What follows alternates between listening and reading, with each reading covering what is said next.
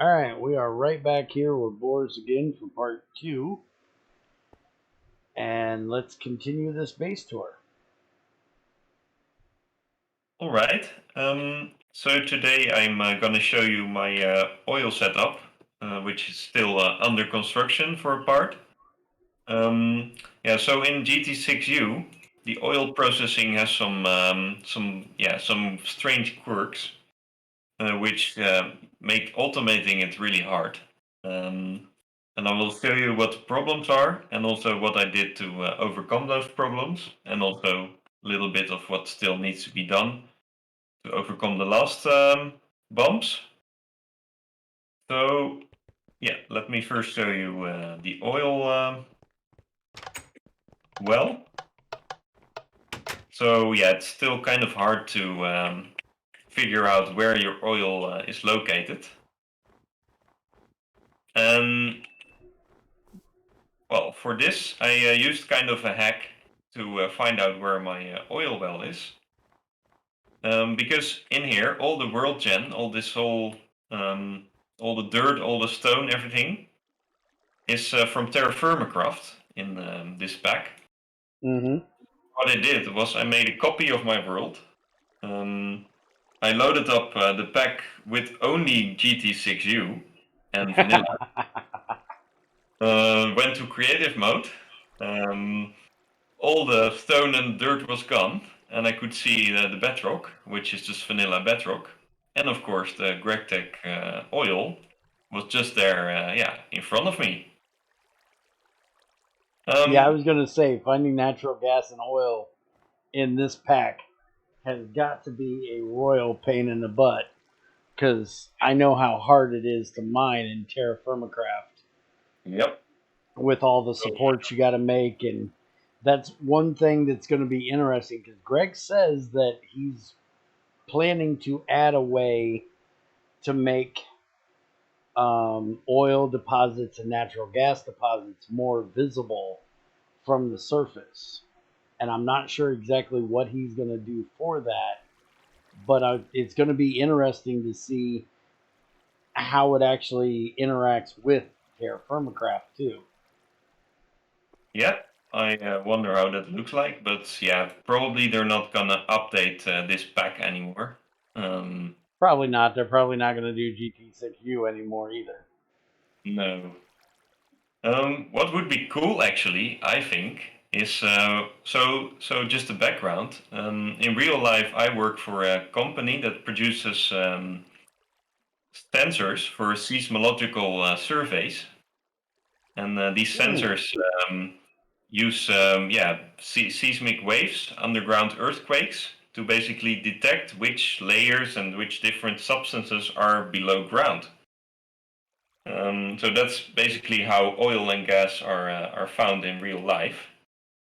You put some sensors called geophones in the ground, and then you hit the ground with a big hammer or a big machine, and all these vibrations in the ground, they're coming back, and you can and they're caught by the sensors. And yeah, I write the software for this to read out the data from these sensors, and then eventually the clients can find out where their natural gas or oil wells are located. So it Ah, would be so really cool if so something not like that that far could off. be implemented. So not that far off of what GT5U did, just way more complicated. Yeah, Okay. just hit the ground with a hammer, put the sensor somewhere, and it will say, yeah, maybe there's oil here. Yeah, they use explosives. Yeah, explosives is also a common way that they do it. Yeah. So here goes my oil. I have put a drain on this side. The well is just a pillar, single block well downstairs, and it goes into my base. So you just let the oil fill all the way up to the surface and then tapped it. Yeah, for now that's what I do. Okay. Yeah, and you guys don't have. Well, you do, but I don't know if you would want to mess with it because there's such issues with the Nether and Terra Firmacraft. You guys probably don't mess with the mini Nether portals much, do you? No, actually, no. Well, I can. There is a nether in this pack. You can just make obsidian in some ways. Um, but I don't do a lot with nether portals now. I could do Mm. it. It works. But yeah, it was just maybe 100 blocks away. And making 100 plastic pipes is not that bad. When I Yeah. first my first oil, I just manually moved around with drums. And then when I had my first plastic, I just made a lot of pipes and have them go into my refinery, which is here. So here we see the distillation tower where my oil is going into. Um, so what I did here was I'm using the thermoelectric cooler and have one side go into my cryo distillation tower and then use the remaining heat units to power my normal distillation tower so that I don't waste any energy. Because yeah, usually the cryo units, the CU are more less efficient to get, and I need that anywhere. I need that a lot as well, like argon and helium. So yeah, every time I use my oil distillation tower, I also make distilled air as a byproduct. That's a good idea. So, just for anybody that's used to GT6, the everything is sulfified here in GT6U.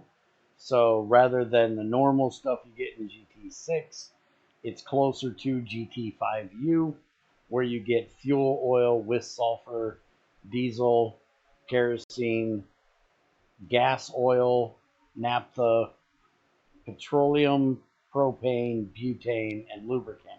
So you actually get it's kind of like natural gas, but it's not. It's petroleum gas. So you actually have an extra output here that you don't have with GT6, but you have to desulfonize everything, and you still get your petroleum and your asphalt as well. But for Yeah, some reason, apparently, you guys don't get um, the petroleum coke. the No, coke. Yeah, you guys don't we get the only get petroleum coke. paraffin wax and asphalt. I still wish Greg would find some use for paraffin. It's so useless.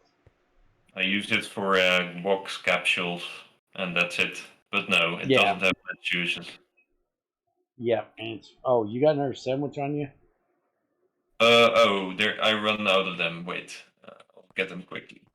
Hold on a second. We'll be right back, folks, after a small lunch break. All right, now that my belly's full and my pockets are filled with sandwiches, and we've had a quick discussion of drinking and trying to get away from this awful TFC jug, which, if we come back for another base tour, which we are planning, spoilers, hopefully he will have a better way of us drinking when we come back for that, when he's got his oil stuff changed over to being more automated. And I can also now access the machine so I can show you what's in them instead of just looking at the hologram. But anyways, back to the tour. Yeah. Yeah. So the distillation tower produces some different outputs. Um, yeah. Some of the outputs, like lubricant are and butane, propane, are not sulfurized, but the others, like diesel and kerosene and petrol, they come with sulfur in them, and you have to desulfurize them using either a mixer or a fuel cleaner. The latter of which is more efficient, but a little bit more expensive to make. You need a lot of stainless steel for it. So I went for the fuel cleaner immediately. Um, and so there are 6 different fuels with which are sulfurized. Um, and the oil cleaner has 6 input slots.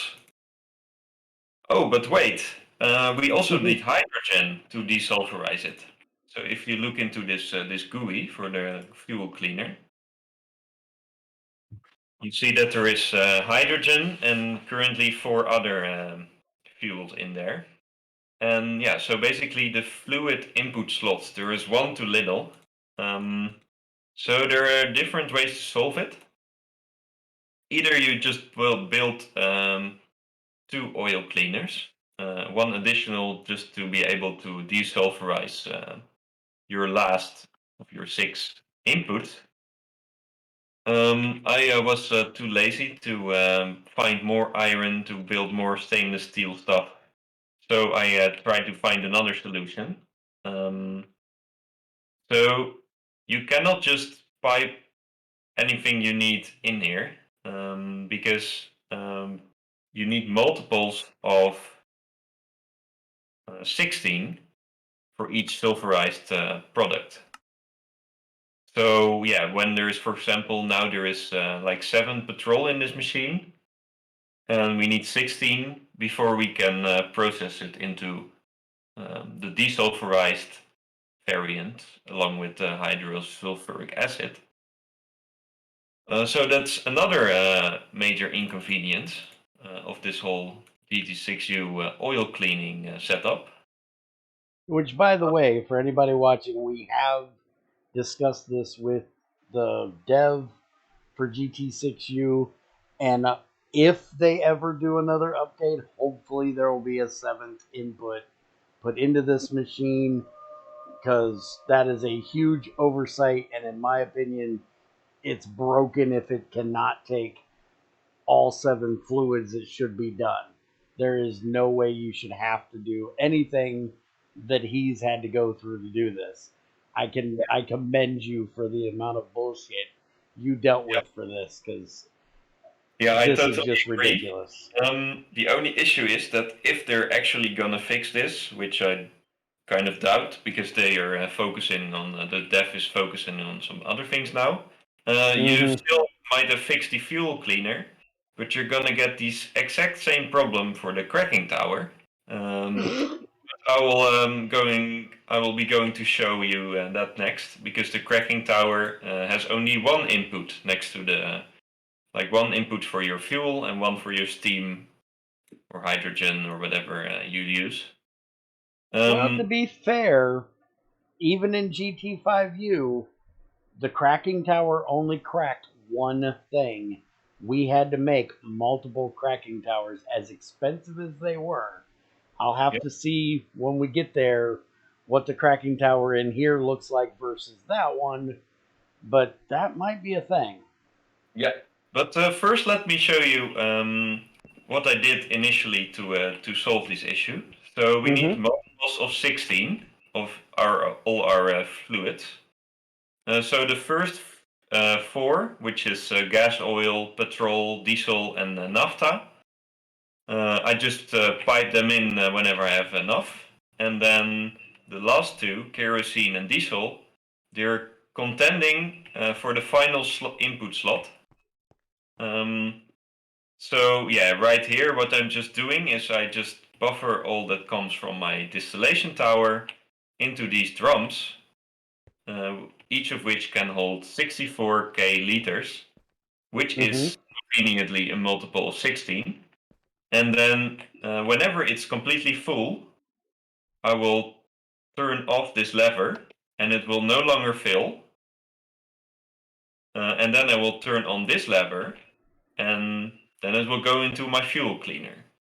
So Hmm. it will process exactly 64,000 liters, and after which the input slot will be empty again.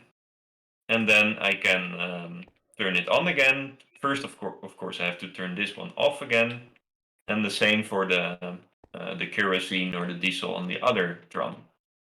So right now I do this manually with levers, and I use like shutter covers and cover controllers to fix this. Um, and I've tried to automate this as well. Because yeah, actually you can just use a fluid meter sensor to check if your drum is full. And then if it's full, you set it to emptying you set this one to off, then you set this one to on, the bottom one. And same thing, then if it's empty again, you turn off the bottom one and turn off on the top one.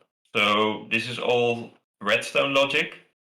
You can just implement it using a RS latch and some pulse generators, which here would be needed twice, once for the diesel, once for the kerosene. And this is getting a bit, this is going to be a very large redstone setup. Actually, I was just thinking of another way to do it, and I'll talk to you about it when we get done, now that I see it here. And if you want, I may be able to, if we have time, come and help you set it up. But basically, my idea was just use a repeater with 2 of these fluidometers. Use a repeater to give you a tick or 4 tick difference between turning the valve at the top off and turning the one at the bottom on. That way you don't have an extra liter popping through there on you. And just have it set to equals 0 and one set to equals 64,000, which if you use bucketometers, it would be 0 and 64. And then just use those 2 signals for, if it's at 0, turn them on. If it's 100 or full, turn it off. And with just the that might work. You do need a latch for it, because what do you do if it's neither 0 nor 100%? You need to know if it's in filling or it's in emptying state. Yeah, you probably do need a redstone latch for that. Yeah. Or an RS latch for that, yeah. Probably right. It's possible to do that. So if you have like something like red power, what is it called, blue power, or the red project red, I mean, you can also put this into like a integrated circuit. You don't have that naturally in TFR. You could add it if you really want to. It's the easiest way to do it, in my opinion. But I hadn't. But there is another mod which does this, which is Open Computers, and I haven't used that before that much. So I tried to do that, and I made a computer program that does this. And I can show it to you. I can send you the code as well if you want it. Oh yeah, please do. I just don't know how to. I need to have an internet connection, I guess. You just need an Ethernet card in your computer. Yeah, I need to craft that, but I don't have Ender Pearl, so maybe I just need to make to cheat it in. Wait a minute, can't you make Ender Pearls in this? I'm playing on peaceful. Yeah, but I think you can make Ender Pearls. Yeah, that's true. You can make it using beryllium and potassium and something else. But I haven't gotten to that yet. I will, but yeah, I can upload the code. I just probably use a cheat to make my interwebs. Okay. But yeah, the code that I have basically performs this redstone logic, which I demonstrated with the switches, but automatically. And then when you have this, you can upload this code into a Open Computers microcontroller. And well, the reason I use that one is because it uses less power than a full computer. So let's turn it off. So here we see the final setup. Here is my microcontroller, and it reads out percentage redstone signal from the back. And then it turns, well, whenever it hits, yeah, need to turn it on, of course. I think I turned it off on accident. Yeah, it's okay. Here's some. These ones have different programs. For example, you can see here these ones go sideways instead of top and bottom because these are butane and propane, and yeah, drums work in such a way that you should fill them from the side and empty them from the either top or bottom. Mm-hmm. And yeah, basically this goes into my cracking tower. Um, because the cracking tower only has one input for in my case steam, because I want to use all my oil to make plastic, and another input for whatever kind of fuel you're trying to crack. But there are like 6 different fuels. We have propane, butane, petrol, gas oil, naphtha, and heavy fuel oil, I mean. So yeah, then I would have to either build 6 cracking towers or just use the same setup that I used for my oil cleaner. Hmm. To make sure that there is, in this case, a multiple of 1000 liter always going into my cracking tower when I need it. Now, question: Why? What I always did in GT5U for this kind of thing was I used the cracking tower just to break down like the heavy fuel and the light fuel, which you don't have here. So what I would personally do is, at least in GT6, I think it is butane. It may be propane, but I think it's butane gives you the higher ethane that you need for plastic. But I guess you have different plastics, so that might be a different thing. Yeah, partly this is true. So I could only use one of my fuels for plastic, and in GT6U, naphtha is actually the type of fuel that gives you the most products for plastics, which is Makes sense. propene, ethene, and benzene. Mm-hmm. So that would actually probably be the most easy way to set it up, to just put your naphtha and use the other types of fuels for just for burning. Yeah, So especially diesel, because you can make nitro diesel, and that stuff burns forever. yeah, I think it's nitro fuel, right? Yeah. Yeah, so you use fuel oil for fuel. Oh yeah, Greg did change it in GT6 to be fuel, not diesel. It was GT5 that it was diesel. Yeah, Greg's yeah. weird. But in GT5, your diesel was a mixture of light and heavy fuel, and not, yeah, which That was was GT5U, not GT5, but yes. okay. They did some weird stuff in GT5U with fuels that I didn't agree with. I like more the GT5, GT6 where your distillation tower just puts out fuel, diesel, Yeah, and the other stuff, not all this weird crap. But it's kind of fun figuring out the problems and yeah, solving how you're going to do them. yeah, definitely. So yeah, it's quite a complicated setup. So yeah, I would recommend, because I found out that the oil. I think also when I started this game, I didn't know that much about GregTech, and I didn't know that this oil was so easy to make more of. Um, Mm, so yeah, for that reason, I wanted to convert all the oil that I had into plastic. Also, for me, it's easier to not have to burn different types of oil, store them in between, and like switch between them whenever I have too much of it.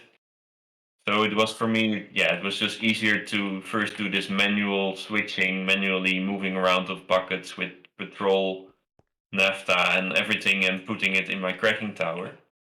So that's how I did it initially to get the first plastic. And then I was like, yeah, I might as well automate this process. And I came up with the microcontroller thing, it's a neat which idea. I used to solve the oil cleaner problem.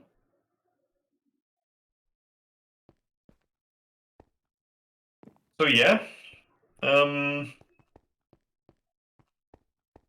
Yeah, here I'm still using burning boxes to fuel my cracking tower because I don't turn it on that often.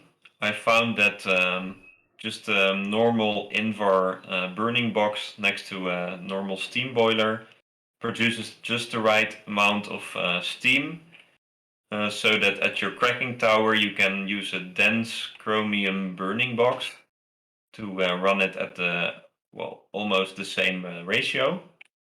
I will soon be upgrading this setup to electric heaters so that I can control the amount of EU that's going out more precisely Hmm. uh, to synchronize it. And then I also can try to automate it um, by basically checking how much steam there is in my pipe. And then if there is not enough steam, I can turn on the burning box. And furthermore, I can just put an automated machine switch on my cracking tower.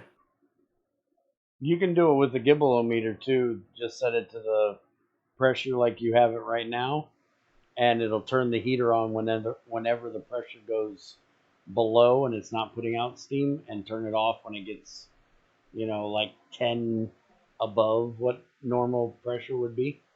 Yeah, the Then you problem don't. of that is that I would leave it on indefinitely because then it keeps heating and it keeps outputting steam and it's not going anywhere until it like turns off again because the gibbelometer outputs a high number and then it turns itself on. But the steam that's inside this boiler will gradually go down and then it's Correct. zero and then it's below the number again and then it will keep using distilled water and fuel all the time. But you can use a possible sensor on your cracking tower and use the redstone that comes out from the possible with an Yeah, AND gate to turn that on and off. that's actually a good point. Yeah. So I just only turn it on if the pressure is below a certain number and my cracking tower can run. Correct. And then you can use that same signal to turn on and off the heater that's running the cracking tower too. Yeah. Yeah. Okay, that's even easier, I think. Then I don't have to. Yeah, well, it's the same actually as, but I already have this gibbelometer set up here. So Mm-hmm. yeah, I will. Well, that will be one of my next projects, I think, to improve this a bit. And like I said, we're planning on coming back after he has everything automated and look at just how he did all the automating for the fuel cleaner, the cracking, and all of that. So that'll be incoming later on down the road. Yeah. All right. Well, that's the main part of my oil processing setup. Yeah, I Okay. have some plastic stuff above. I have some automated epoxy setup above, but I guess we can do that another time. Okay. Well, I want to see real quick where you make your plastics because I've never seen all the different plastics they have in here. So let's go All ahead and right. check that out real quick. Yeah. Can go upstairs. Okay. Here is a lot of different setups here. Here is aluminium. Here is hydrochloric acid baths. Um, so yeah, first of all, let me show you the normal GT6 plastics. So here I have Mm-hmm. two mixers. One of them is making plastic from propylene or polypropylene. The other one Mm-hmm. is making polyethylene. Yeah, you just put in some titanium tetrachloride when I have that again, but I need to make some more molten calcite first. Mm-hmm. And then it will convert it to plastic, but currently I have more than enough plastic, which is Yep. output in this. Um, yeah, that's normal plastic. Then GregTech 6U also adds PVC, polyvinyl chloride, um, which can be made here. And yeah, you use two of these heat mixers to produce the PVC. So that's also quite a simple setup. Oh, okay. So it's just vinyl chloride, which is chlorine and ethylene, Yeah. into vinyl chloride, and then vinyl chloride is then mixed with the titanium tetrachloride Yeah. with the magnesium chloride as a catalyst, which doesn't Yeah. get used, and that gives you your polyvinyl chloride dust, and that's the actual PVC. Yeah. Okay.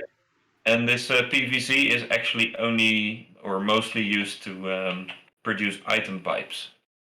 So if you have enough chlorine, which I just put up an infinite seawater electrolyzer for, then you can make cheap item pipes. Okay. Now, see, that's something I don't understand is why add PVC if, well, PVC normally IRL is a Yep. fluid pipe.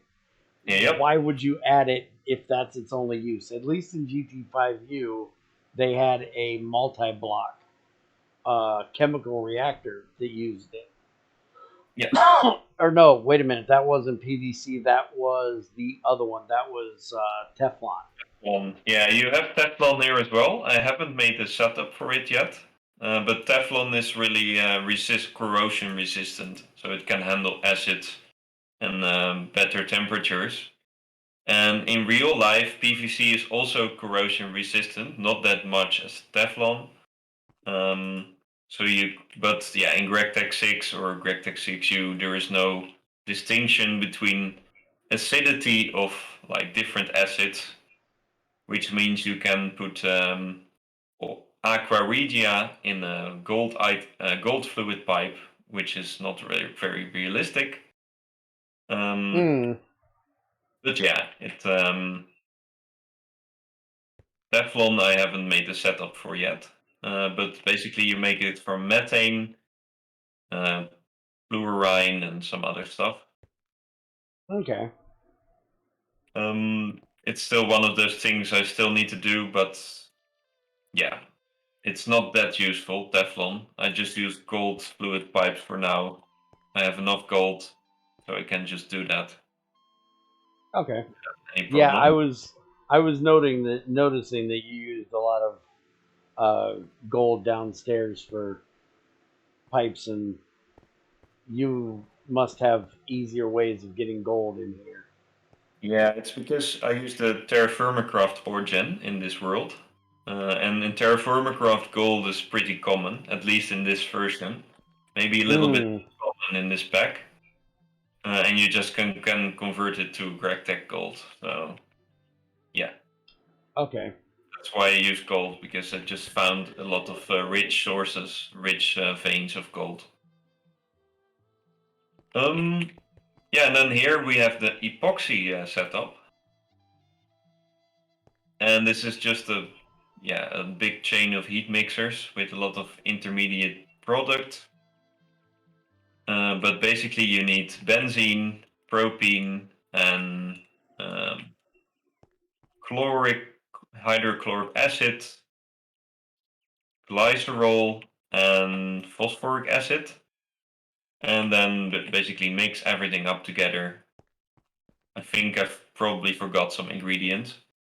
Yeah, but all these heat mixers chained together are producing, well, are doing all the different steps needed to make epoxy. And in GT6U, you need epoxy to make tier 3 or higher circuits.